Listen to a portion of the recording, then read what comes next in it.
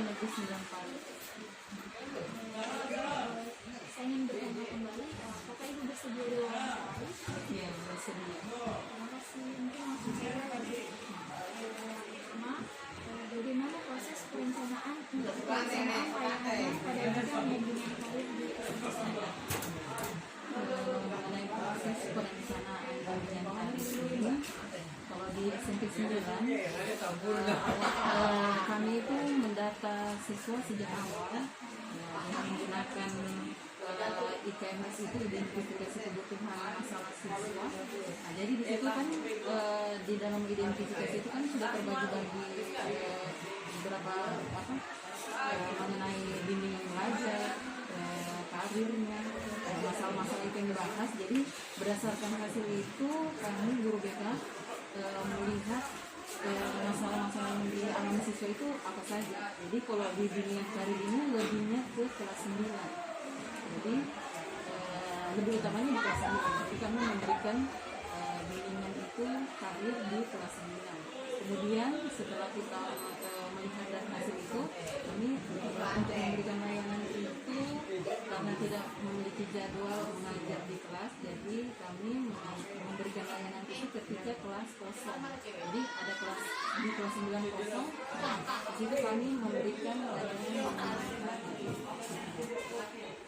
Ya, kemudian setelah menyiapkan siswa, kami juga menyiapkan materi-materi yang akan kami berikan mengenai bimbingan karir, dan kalau masalah jadwal itu tidak bisa kami jadwalkan, jadi menyesuaikan dengan situasi dan kondisi siswa.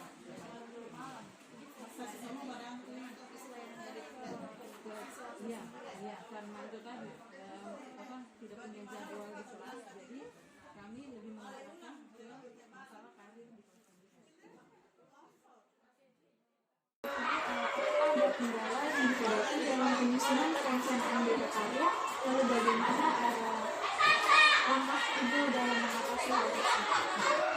Kalau masalah kendaraan di FNT kami tidak terlalu bermasalah, cuman yang menjadi kendalanya untuk jadwal masuk di kelas, karena kami tidak dijadwalkan di kelas, jadi tinggal melihat saja mana kelas yang kosong, maka kami baru bisa memberikan layanan bimbingan di kelas. Lalu apa saja yang mendasari perencanaan BK karir di SMP ini? Rekomendasi bimbingan karir untuk siswa itu yang pertama, siswa bisa melihat kemampuannya. Nantinya kan mereka akan lulus, sebelum mereka memasuki sekolah lanjutan nanti, mereka harus mengetahui dulu kompetensi dirinya, kemampuannya itu bisanya di mana. Misalnya dia mungkin punya minat atau bakatnya itu mengarah ke sekolah kejuruan, dia bisa melanjutkan ke sana atau ke SMA. Seperti apa pencarian data yang dilakukan oleh Ibu untuk mengetahui program apa saja yang akan dibuat? Pencarian data tadi awalnya kami kan menggunakan IKMS, identifikasi kebutuhan siswa. Dari situ kita bisa melihat permasalahan mengenai karir siswa itu, masalahnya mereka itu apa. Jadi berdasarkan itu kami melakukan identifikasi, kemudian melakukan perencanaan mengenai bimbingan karir, kemudian pelaksanaan kegiatan. Dalam pelaksanaan ini memang kami rencanakan hanya saja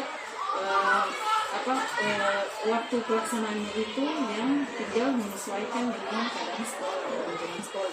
Kemudian kami setelah melakukan pelaksanaan itu, kami melakukan penilaian dari hasil pelaksanaan bimbingan karir itu. Dan terakhir kami melakukan penilaian dari tiap siswa yang mengikuti layanan bimbingan karir. Lalu apa saja yang harus diperhatikan dalam proses perencanaan BK karir di SMP 9? Perhatikan dalam perencanaan karir, pelaksanaan karir itu, yaitu program BK harus selaras dengan program pendidikan. Ya, jadi kami itu membuat program dengan menyesuaikan juga dengan program pendidikan yang ada. Nah, Kemudian kami juga menelaah kembali masalah-masalah yang dialami, permasalahan yang dialami siswa, dan sifat-sifat masalah itu yang berkaitan dengan karir. Bagaimana sistem pengorganisasian di BK dalam melaksanakan program layanan karir? Ini sistem pengorganisasian bimbingan di sekolah, yaitu kami secara bersama-sama situ mengatur dan menyusun bagian-bagian yang seharusnya menjadi suatu kesatuan yang akhirnya menjadi teratur. Kemudian di situ melibatkan orang-orang di dalam organisasi bimbingan di sekolah dan membagi tugas-tugas untuk tiap-tiap guru di dalam organisasi tersebut. Kapan kiranya waktu yang pas untuk bisa membuat program itu? Kalau mengenai waktu yang pas untuk membuat program itu, yaitu di awal pada tahun ajaran baru. Nah, di situ kami selalu memberikan melakukan identifikasi masalah siswa. Nah, dari situ kita bisa melihat permasalahan yang dialami siswa. Bagaimana langkah awal sebelum pelaksanaan layanan BK Karir?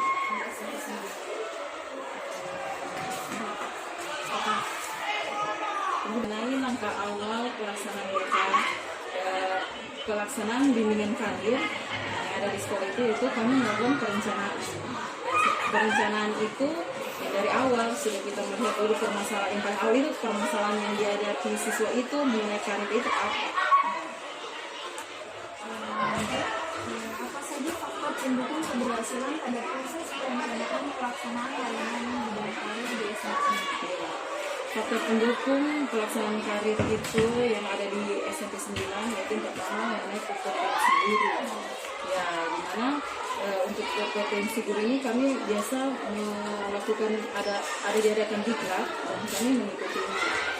Ya, kemudian mengenai sarana dan prasarana yang memadai itu juga salah satu yang bisa mendukung dari kegiatan bimbingan karir. Kemudian waktu yang cukup.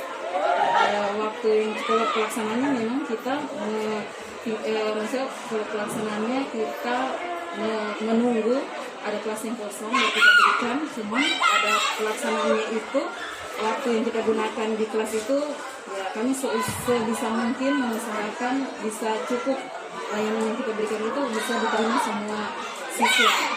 Ya, kemudian kerjasama yang baik antara pihak-pihak yang terlibat di dalamnya. Jadi semua itu bisa mendukung lancarnya proses kegiatan bimbingan karir. Program layanan karir apa saja yang dirancang untuk siswa SMP sendiri? Ya, yang sudah kami rancang itu mengenai jenis-jenis pekerjaan apa saja yang nantinya bisa siswa-siswa itu akan misalnya mereka sudah bisa menentukan saya nanti ini akan memilih pekerjaan apa. Nah, dari pemilihan pekerjaan itu nanti mereka tinggal menyesuaikan berarti sekolah mana yang harus saya masuki. Ya, jadi entah itu ke arah SMK atau SMA. Di SMP sendiri ada organisasi? Iya, ada. Apakah organisasi sekolah ikut berperan dalam pelaksanaan layanan di bidang karir? Iya, sangat berperan sekali. Berperan sekali kenapa? Karena melalui organisasi itu bisa terbentuk karakter dari siswa itu.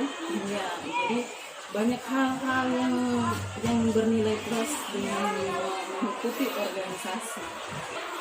Melalui organisasi itu di situ dilatih kan, anak-anak bisa dilatih untuk cara berkomunikasi yang baik bagaimana, membentuk mentalnya untuk lebih berani. Nah, jadi bisa jadi kalau aktif di organisasi itu kebanyakan bisa menjadi presenter. Nah, jadi itu bisa juga mengarahkan dia ke nantinya misalnya karir dia nantinya bisa menjadi presenter ya seperti itu.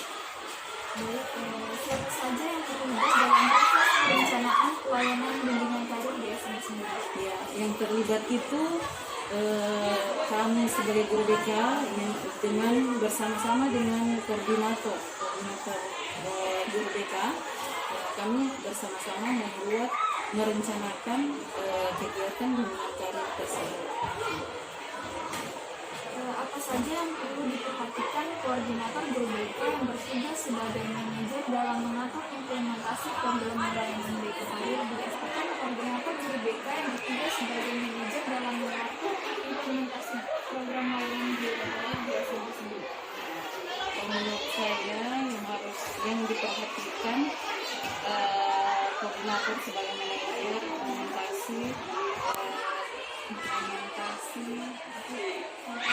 program layanan BK Karir di sekolah, yaitu yang utamanya dengan maksudnya melihat hasil dari kegiatan layanan tersebut, apakah dari hasil layanan bimbingan karir itu bisa memberikan dampak positif kepada siswa terhadap siswa yang mengikuti kegiatan layanan tersebut dengan melihat hasil evaluasi ya.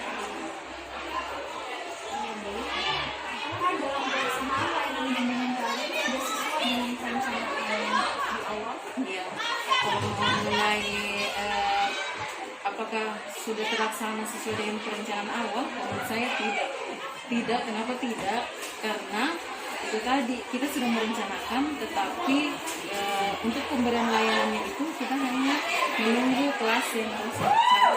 Jadi kalau misalnya di awal kita merencanakan sekian kelas yang akan kita berikan, tapi kenyataannya mungkin cuma 1 atau 2 kelas saja yang mendapatkan layanan bimbingan karir. Siapakah yang berhak merevisi pelaksanaan layanan? Yang berhak merevisi pelaksanaan layanan bimbingan karir itu koordinator BK. Di situ kami bersama-sama melihat kembali apakah yang layanan sudah kita berikan itu perlu kita rubah kembali, kita revisi kembali, dan kadang itu kalau yang direvisi itu biasanya dari pernyataan-pernyataan yang ada itu. Kadang kalau kita memberikan angket begitu setelah memberikan layanan, pertanyaannya itu atau pernyataan itu harus disesuaikan dengan yang masa yang terkini, pertanyaan yang masa kekinian. Karena kalau cuma yang mengikuti yang dulu itu kan pertanyaannya masih zaman dulu punya kan. Jadi kita menyesuaikan dengan keadaan sekarang. Lanjut, apakah program BK Karir berjalan dengan efektif? Ya, kalau BK Karir di sekolah ini belum berjalan efektif ya, karena itu tadi kami guru BK tidak diberikan jam di kelas untuk memberikan layanan kepada seluruh siswa di kelas 9.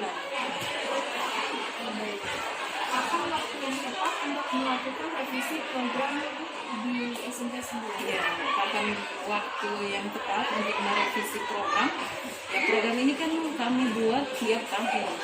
Jadi seperti ini sekarang kita ada di semester 2 dan sebentar lagi akan masuk di semester yang baru, tahun ajaran baru. Jadi menurut saya di awal tiap ajaran baru itu, di situ waktunya kita merevisi program kembali. Jadi itu sebagai hasil evaluasi dari program sebelumnya. Jadi kita merevisi kembali di tahun ajaran berikutnya. Bagaimana tanggapan Ibu terkait program layanan BK Karir di sekolah? Apakah perlu dibenahi atau tidak? Ya, perlu dibenahi, sangat perlu dibenahi lagi. Maksudnya perlunya pembenahan ini agar lebih efektif lagi pemberian layanannya kepada siswa. Mungkin selama ini kami merasa masih ada kekurangan. Ya, yang menurut saya kalau yang bagus itu kami harus menyediakan media-media yang lebih menarik lagi kepada siswa, sehingga siswa juga tertarik dan lebih memahami mengenai bimbingan karir. Dengan berakhirnya pertemuan ini, sesi wawancara kita, saya ucapkan terima kasih banyak karena sudah meluangkan waktunya. Assalamualaikum warahmatullahi wabarakatuh. Waalaikumsalam warahmatullahi wabarakatuh.